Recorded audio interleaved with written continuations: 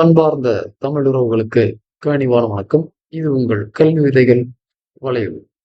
இன்னைக்கு இந்த காணொளியில நீங்க பார்க்க போறது என்ன அப்படின்னு பார்த்தீங்கன்னா, 10ஆம் வகுப்புக்கு தேவையான ஒரு இலக்கண காணொளி.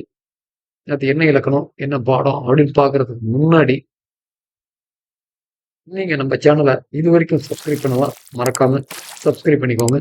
பெல் பட்டன் அழுத்துங்க, ஆல் நோட்டிஃபிகேஷன் கொடுத்துருங்க. அதே மாதிரி தம்ஸ் அப் கொடுத்துருங்க, லைக் பட்டன் கொடுத்துருங்க.